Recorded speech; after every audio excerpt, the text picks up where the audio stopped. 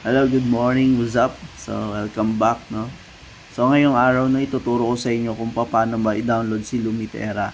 So, ganito lang ka-basic. Una yung link, lalapag ko na lang dyan sa comment section, no? Para dun sa mga gusto mag-download. So, please watch this.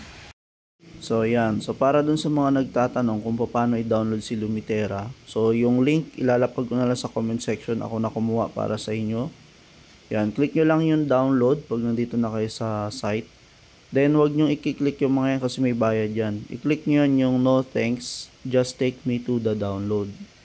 Okay, so pag na-click nyo na yan, ayan, so click natin. Next, pupunta siya dito sa download. So, pwede kayo mamili dyan. Meron for Android, Windows, saka sa Apple, no? So, yan, pwede nyong click natin syempre yung Android kasi since Android user lang naman tayo. Then, download. Ayan. So, magda-download na yan. So, once na na-download nyo na yan, open nyo lang. Then, once na na-open nyo na yan, syempre, yan, install na siya sa phone nyo. Ayan. So, pag na-install na yan, guys, magre-reflect na yan doon sa phone nyo. Pero, meron yan update. So, dapat naka-wifi kayo. Kasi kung naka-data kayo, maubos yung data nyo dyan. Ayan. Meron siyang kailangan na update. Nasa 911 MB. Ayan o. So, click natin yung Lumitera. Ayan, pakita ko sa inyo.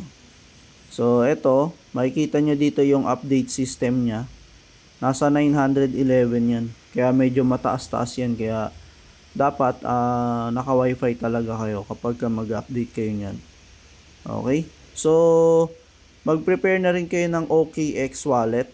Kasi sa OKX wallet to i-connect. Pero, since papasok siya sa Ronin, we are not sure, baka magbago pa yan, baka sa Ronin na siya mag-connect sa next time. So yun lang, and stay tuned para sa mga update ng mga video natin about sa Web3. Okay? Bye!